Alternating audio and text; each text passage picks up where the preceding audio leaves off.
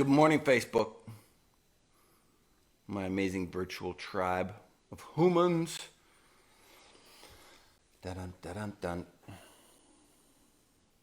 I'm just going to sit here and relax for a minute.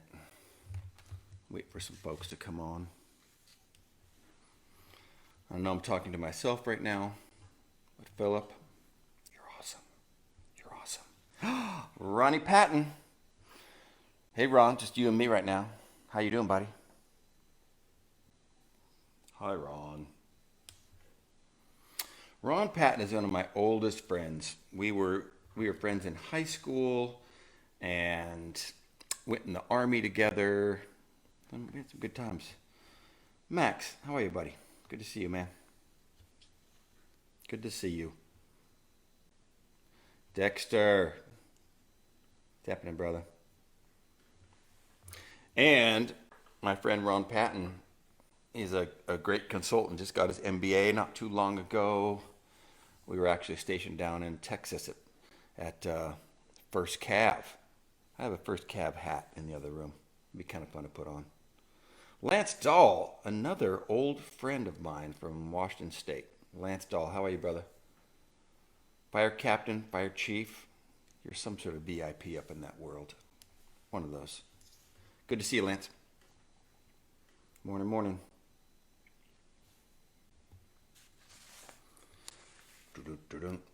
All right. I think it's time to dive into the nitty gritty. So this is an ongoing series of Facebook Lives of downloading some resiliency and some kinship culture and belonging tools and tips and hacks so that we can maintain our momentum and our kinship systems even while isolated. And this is a really challenging thing for a lot of people because that number one driver of resiliency is kinship and that sense of belonging. And all of a sudden, we're isolated and a lot of challenges on that end. So today's big topic, bring my mic over here a little bit more. Today's primary topic is going to be about how we respond intentionally, and this is a byproduct of resiliency. When we are in a regulated state, the parasympathetic nervous system is happening, allows us to regain our executive function and to respond appropriately and even assertively and take advantage of the opportunities that situations provide us.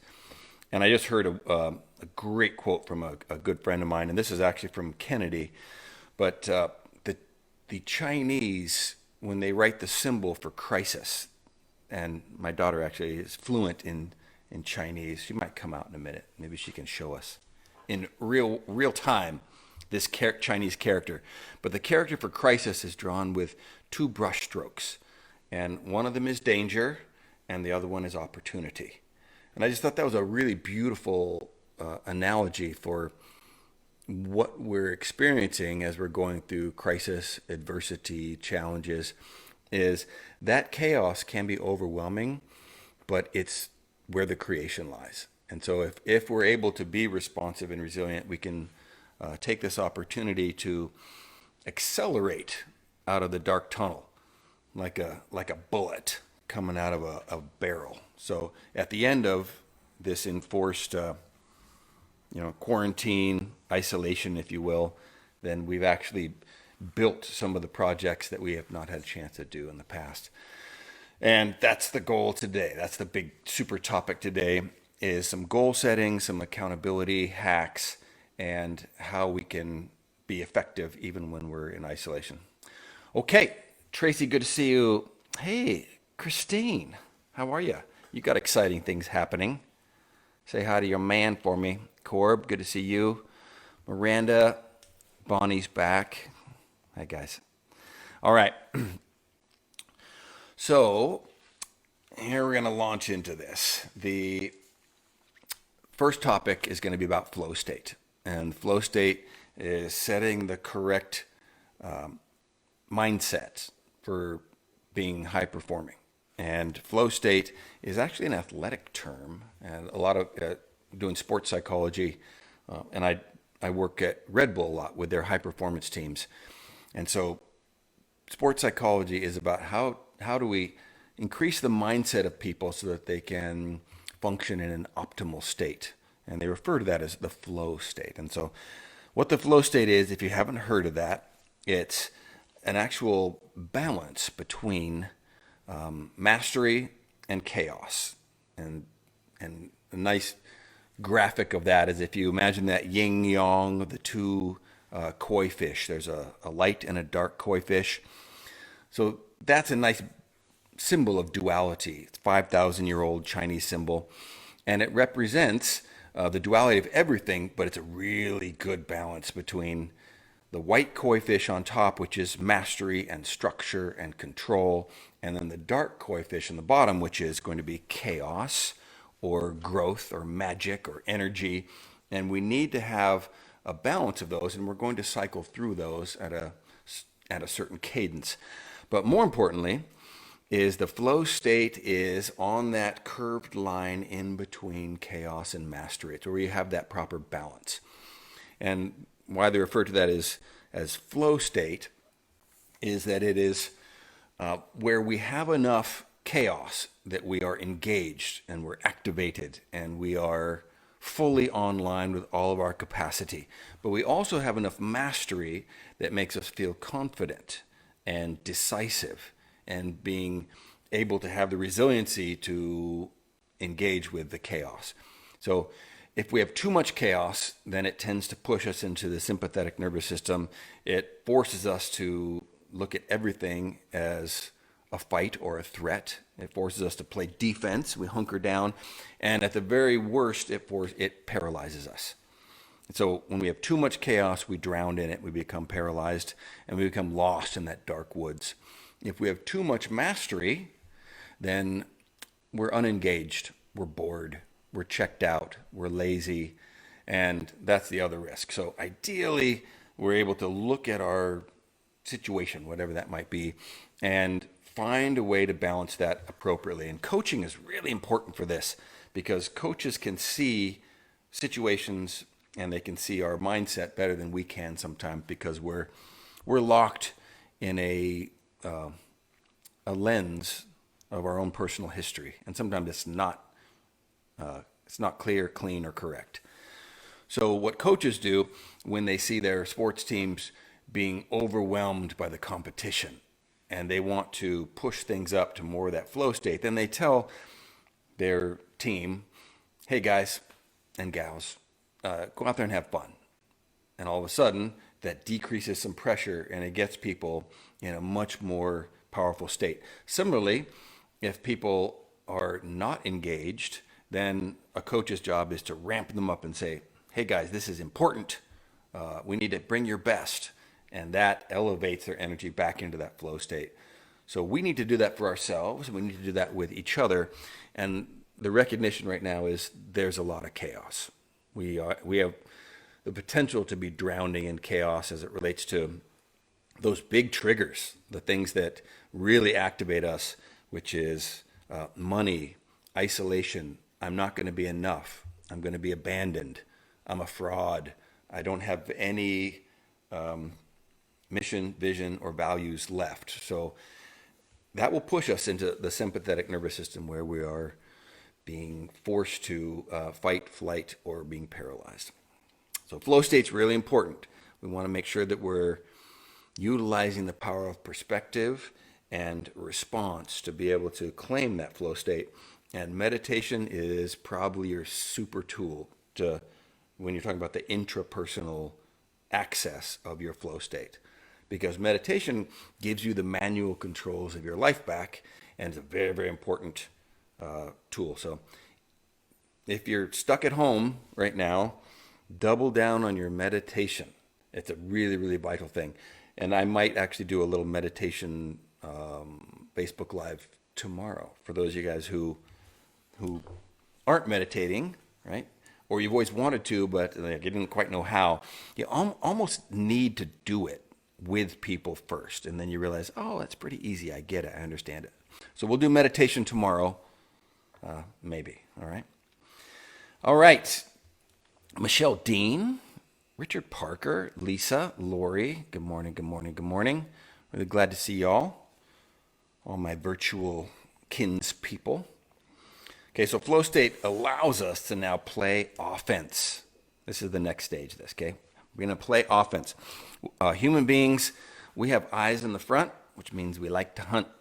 So we have about 85% of our neural net designed for acquisition, exploration, expression. And so when we get pushed into that fight or flight place, a lot of times it forces us to play defense. And humans don't play defense very well. We are much more impactful and powerful when we're engaged with offense, right? So goal setting is how we're going to take advantage of that. And so if you haven't done any actual goal setting in a long time, this is a great time to do that.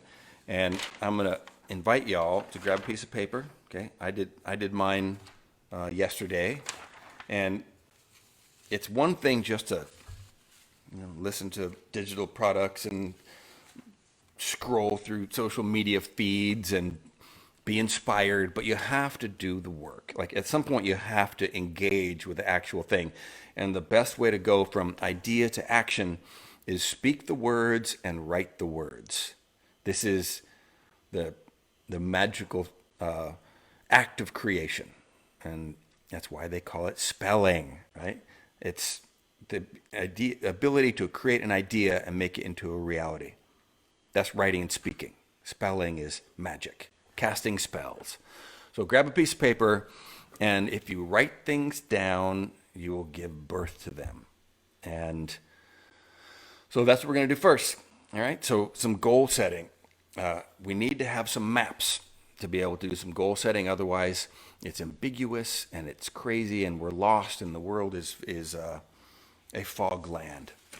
And when we're lost in this giant mall of chaos, then you're looking for the map and the mall. And when you finally find that big map on the wall, what's the first thing you look for? I'm going to challenge you guys to write it down, whoever's listening here. We got almost 20 people on. When you finally find the big mall map, or map of the mall, what's the very first thing you look for? 10 points for Gryffindor, whoever writes it down. Oh, Brett, my brother. I just shared your Kennedy quote, Brett. Thank you for that. All right, when you finally find, yes, Ron Patton, you're looking for the big red arrow that says you are here, okay? We need to understand that. So we need to take stock of where we are. And yes, I'm at home, and most of you probably are, because I doubt you're watching this at work. So you are here. Here's where you are. You're at home. You're not around people. We may not be going to work. The world is different. So you are here. That's the first thing we have to establish. And yes, life is different right now. Acknowledge it, own it, feel it. Don't get overwhelmed by it, but we need to acknowledge that we are here. And then the next thing that you're looking for on that giant mall map of being able to navigate through the world is, where do you want to go? What do you want to do? And that's the next one. We need to state it. We need to share it with others. We need to write it down, which is sharing it with the world. And then the last phase of this 3-step process is you need to now decide where you're going, and more importantly, who you need to be to get there. And it's not only what you need to do, but who you need to be. So where are you? Where do you want to go? Who do you need to be? And once you have that established, then it's time to get to work. Then it's time to, roll up your sleeves and make that happen. And that connects to some accountability, which we'll get to next, okay? So we'll finish up with some accountability. So on your sheet of paper, I like to divide my goal setting into 4 categories. And I was going to, on my shirt right here, there are 4 categories, and they stand for the archetypes of humanity, which is the king or the queen, the warrior, the magician, and the lover. And we're going to set goals in all 4 of those. Mike, good to see you. Bonnie, always good to have you chatting, friend. And John, good to welcome. Okay, so four categories. You got the king, the warrior, the magician, the lover, and ladies, I just call it king because that's the habit that I've got with that. So it you can call it the queen, and I guess hey guys, you can be queens too, right? If that's your jam. All right. So the king is what do you need to do to express yourself? What do you need to do to create? It's a business conversation, and so what's the vision? What is that thing that you want to either express or create? Really, really important. So for in my goal right now, I'm going to create some digital products. I've been wanting to write a book forever, and so these are some of those things that hey, I want to express myself. I want to create, and I want to be able to have that kingdom to be able to move my life forward. So that's my king goal. Please write yours down. What is that thing that you want to be doing? You got a book in you. You got a business plan. Like this is your time that you can be creating those things. Next step on the king, and we're going to do this for all four of these, is what is your specific goal? You need to write it down. And I'm going to have a digital product and an ebook at the end of my I hate to call it a prison sentence, but my ensconced time in the cave, I will have that done. And then thirdly, so I've got my goal, right? Or I've got my vision, I got my goal, and now I've got my what are my action items? What is my schedule? What is my commitment? And I've got meetings set up with my allies. So Joshua Wenner is my mighty ally in this. I've got David Freeman. Got a lot of guys in the K4 community. Freddie Revell, a bunch of other people who are I'm meeting with and partnering with. So that's my king goal. And guys, write that down. Really important. Secondly, warrior goals. This is the second of four. Warrior goals is about fitness. It's about energy. It's about healthy boundaries, but it's about the quest. So this is implementation, decisive action. And so for a lot of us at King of the Four Houses, that's my men's group. That warrior is about fitness goals. And guys, just because you can't go to the gym doesn't mean you surrender, because it's hard to go eat what you want to eat. You don't surrender. This is that time where you have to, that Chinese brushstroke. One side's danger, the other side is going to be opportunity. This is your opportunity now to mix things up with your workouts. And guys, there are a bunch of yoked dudes in prison. It's why they call it a prison workout. Okay, so I wish my brother EJ was on, but EJ's one of my good friends, Min Chavez. He was doing a bunch of crazy prison workouts with the K4 community. He was doing 100 pull-ups a day, 100 push-ups a day.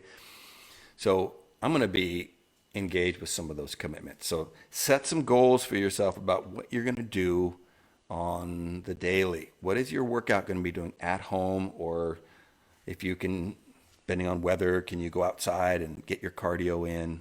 All of those things, really, really important, because we're not going to gyms, we're not going to jujitsu, we're not going to a bunch of other stuff. So you need to start establishing some protocol for your prison workouts at home. Really important. Write them down, and then accountability is clutch for this. We'll get to at the end.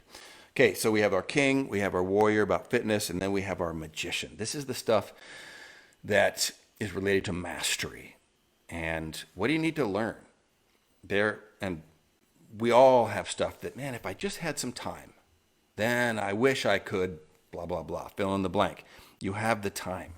This is your time. This is an amazing window to be able to accelerate this process and claim some mastery.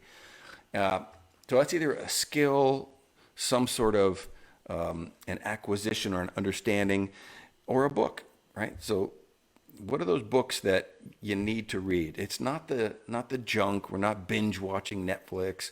What do you need to read or understand so that you are weaponized and prepared so that we can conduct our quest. And so if you'd like a reading list, then please reach out to me, and I'll either share it with you via message, or maybe I'll just share a reading list on my page. And if there's a book you're reading which is really, really good, then please post that. If there's one that you highly recommend, then post that up, because we all have books that would be really great for us. So really, really important. That's the magician.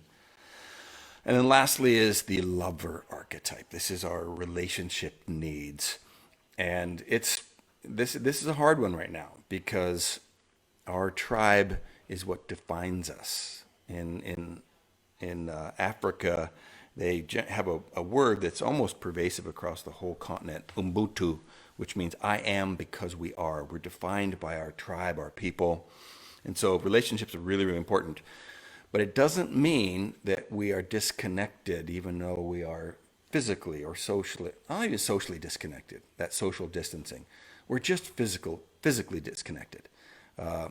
Socially, we don't have to be distanced. We have this amazing service. We have phone calls. So a lot of us find socializing to be very challenging. Going out and connecting and making actual phone calls. Ooh, I'd rather send a text. Don't. Pick up the phone. Make those calls. Hear each other's voice. There is serotonin, oxytocin. There is a tremendous benefit from connecting as intimately as you can. So we need to raise that game. Gary, good to see you, brother. David Watts, my friend from Oregon. All right, that's really, really important. And guys, we can't connect with everyone. So, I actually have a thing that I call my lifeboat people. These are, if I was on the Titanic and I got a dozen people that are going to fit in my lifeboat, who are you choosing? I've got 12 people. These are my people. And ideally, I should be checking in with them every day. So that's a good exercise too. If you were to, and sometimes even on your phone is, your favorites. Like, yeah, who are the people that are your inner circle, your wisdom council, your support team, your, inner tribal, collection of humans. Make that list and call them every day. Check in. And this leads us to the last thing, which is accountability. Accountability is a relationship function. It's a very, very scary thing to do because it involves conflict. So most of us don't engage with accountability, and we are not open to receiving accountability, and it's why we fail. Accountability is the secret sauce. It's why sports teams and military units and really high-performing warrior-based cultures are so kick-ass, is that they have established all of their foundation of alignment and kinship and healthy conflict, which leads to accountability. Accountability is scary. I had some today from my business partner, Joshua Wenner. Like he held me accountable for behavior, and I'm better because of it. So accountability is hard. You have to ask for it in this culture. People are not going to do it for you because it's inherently conflict-based. So you need to ask for accountability, but it's the only way you're actually going to make these things happen, because we all get lazy, we get weak, we get tired, we get distracted, and things fall away. Things are heading towards entropy all the time. So we are either growing or we're dying, we're expanding or contracting. We need to play offense, and we need to have a team of people that pick us up when we have that lapse, and we can't do it otherwise. So accountability is absolutely vital when you're looking at your goals. So what is that expression goal? What is your fitness goal? What is your mastery learning goal? What are your relationship goals? Make them public. Post them. Share them. Make them as public as possible, because that's honor. And those are the things that will actually make us do things we would not do. We will always do more for others than we will do for ourselves. This is the definition of heroism throughout all time. We will only sacrifice for the service of others. And that's kind of the big core of those things. So to make all of this opportunity happen, that brushstroke from the Chinese character crisis. We need to be able to set goals. We need to be able to access our flow state, and we need to be able to call in the superpower of accountability from our tribe. So, Joshua Patton, good to see you, brother, and Ron Patton, all of those mighty folks. Have a great day, and boy, my favorite quote. I guess I'll share this with you. I as a final blessing to launch out into Wednesday today. Laugh at the odds and live life so well that death will tremble to take you. Have a great Wednesday. And hey, be speaking to you guys virtually, all my K4 brothers. See you tonight. Have a great day.